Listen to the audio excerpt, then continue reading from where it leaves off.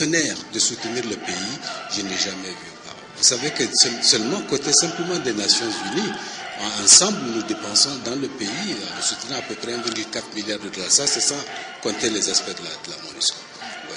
Donc je suis très vraiment optimiste. Alors, parce que de temps en temps, vous représentez aussi le secrétaire général au niveau de la MONUSCO des Nations Unies, optimiste ou pas par rapport à la paix de ce pays. Monsieur Kobler l'a dit tout à l'heure, vous voulez toujours rester chez nous, bon, on aimerait bien, mais avec moins de troupes quand même. Mais est-ce que vous êtes optimiste ou pas? Non, je ne pense pas ce que M. Kobler a dit. Oui. Il a dit que nous sommes là pour travailler avec le gouvernement pour créer les conditions de la sortie de la MONUSCO. Oui. C'est ça qu'il a dit. Et donc, je suis optimiste. Vraiment, je crois qu'il l'a dit lui-même et le Premier ministre est revenu là-dessus. La situation à l'Est s'améliore. Donc, nous faisons tout en sorte que nous puissions justement renforcer cela pour que vraiment on crée totalement les conditions qui font que la RDC puisse non seulement se passer de la MONUSCO, mais vraiment se passer de l'aide internationale. Quelqu'un l'a dit, je crois que c'est notre collègue du FMI. Moi, je suis sûr, et je le dis, je crois toujours à ça, que si la RDC vraiment se développe, c'est toute l'Afrique qui va se développer. Et si la RDC a des problèmes de sécurité, c'est toute l'Afrique aussi. Exactement. Merci beaucoup. Merci. Vous pouvez mettre votre clé, M. Soumaré, merci. Madame Keïta, on garde toujours le meilleur pour la fin, madame. Venez, c'est le mois de la femme. Voilà, les dames doivent se retrouver, hein, ça c'est clair. Installez-vous. C'est l'une des rares femmes au sein de la communauté internationale. Voilà, monsieur le ministre, que vous connaissez certainement parce que vous travaillez ensemble. Hein. L'une des rares femmes dans cette émission qui puisse aussi dire du bien de la RDC. On dit beaucoup de bien aujourd'hui, hein, monsieur le ministre de la RDC. On dit la vérité. C'est la vérité? Oui, Madame Keïta, votre structure, c'est un peu compliqué à prononcer. C'est quoi? Merci. Permettez-moi d'abord de remercier son Excellence, Monsieur le Premier ministre, pour nous donner l'opportunité de parler. Le Fonds des Nations Unies pour la population est probablement le plus petit des grands partenaires présents, donc nous sommes très honorés d'être ici, mais on a le plus grand des mandats, la population. Voilà, vous vous occupez de la population et vous êtes avec le planificateur de la population. Est-ce que on connaît combien nous sommes, nous les Congolais, d'abord? Ensuite, qu'est-ce que vous faites, vous, les Nations Unies, pour nous aider à nous compter et à trouver les moyens de nous stabiliser? Aujourd'hui, les Congolais, plus ma famille et moi, et mes collègues partenaires qui sont présents sur le territoire, nous sommes estimés à 117 millions de personnes. Ah. Ce que le Congo, les progrès, où vous êtes, c'est la volonté de vouloir mener l'enquête mère. L'enquête mère, c'est le recensement général de la population et de l'habitation. Le Congo a besoin de ces données-là pour pouvoir continuer à développer toutes les politiques économiques et sociales dont on a parlé. Sans ça, on ne fait que de l'à peu près. Et vouloir le faire, l'avoir commencé, je dis bravo au gouvernement, puisque la cartographie est déjà en œuvre. Le deuxième point positif de ce qui se passe dans ce pays, c'est l'organisation des jeunes. Le tour du pays que j'ai fait, toutes les provinces ont des réseaux de jeunes bien organisés et qui ne demandent qu'à partager, participer à la prise de décision et mettre leur talent au service du pays. Ça, bravo aussi. Le troisième progrès, c'est la lutte contre les violences. La lutte contre les violences. Il y a des perceptions. Oui, capitale mondiale du viol. Non, justement. Moi, je suis une femme. Ça a changé? Je suis une femme. Et l'idée même de traiter une capitale de capitale mondiale du viol me choque au plus haut point. Et je voudrais que tous qui le disent en ce mois de la femme cessent de le dire parce qu'un manque de respect inacceptable pour toutes les femmes de ce pays. C'est pas acceptable. 77 millions de population, il y a à peu près 44 millions de femmes, de jeunes femmes, etc. D'accord? J'ai une nouvelle pour vous. La violence sexuelle basée sur les faits de guerre ne dépasse pas 1% dans ce pays. Ah bon? Oui. Ah Par contre, oui. La violence sociale du fait des mariages précoces est énorme et extrêmement élevée. Est-ce que vous y travaillez, monsieur le ministre va répondre aussi, est-ce que vous y travaillez à réduire cette violence-là, le démarrage précoce et tout ça, bon, la Dame des Nations Unies, elle est offusquée, là.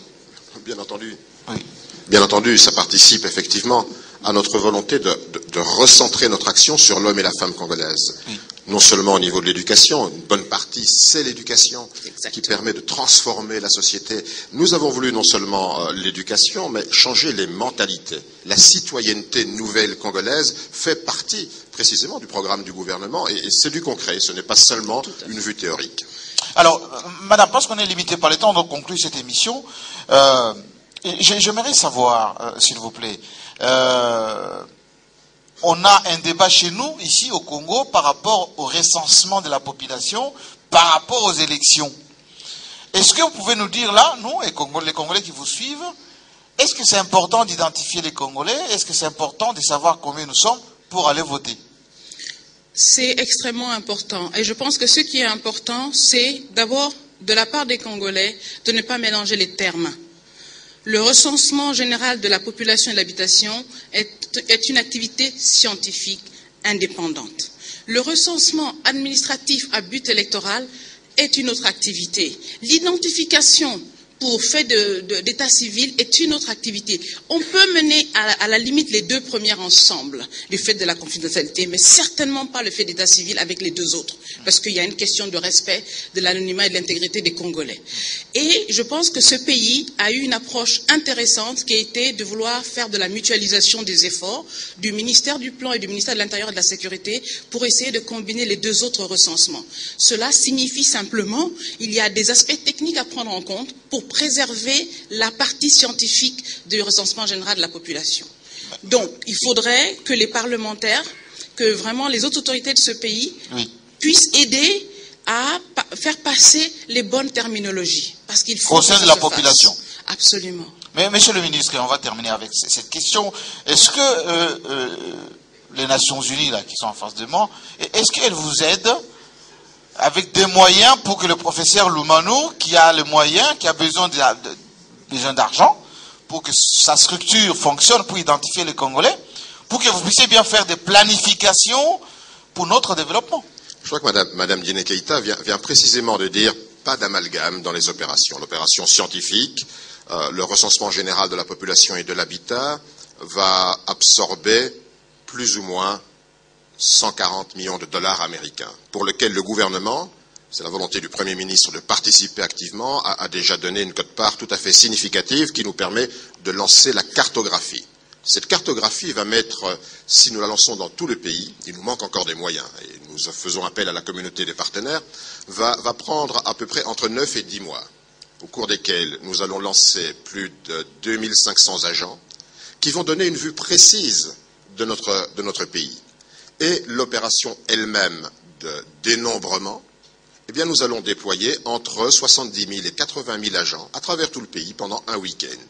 Le président va prendre un texte de loi pour dire ce week-end-là, c'est le dénombrement des citoyennes, des citoyens, mais dans l'anonymat. Ce qui permet de dire exactement combien nous sommes, où nous sommes, avec toute une donnée, une batterie d'informations d'un questionnaire très précis qui donnera véritablement l'état des lieux de notre pays. Alors, quand on a parlé de mutualisation, c'est clair qu'il y a des opérations qui permettent au ministère de l'Intérieur d'avancer. Mais à un moment donné, nos chemins se séparent.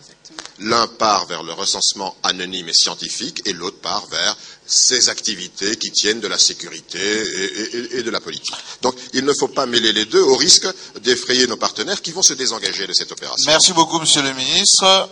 Madame, je vais vous libérer parce que je dois conclure cette émission. Monsieur, vous ne me libérez pas comme ça. Bon, je ne vous libère pas. Monsieur Kassamba, je suis la seule femme. Je viens sur ce plateau, je vais dire ce que j'ai à dire. Je vous en prie, madame. Merci. La femme prend le pouvoir et on lui le donne. Merci. Monsieur le Premier ministre, c'est fantastique le travail que vous faites en donnant 50 millions pour l'éducation, la santé. J'ai besoin juste de 10 millions de dollars à donner pour la planification familiale.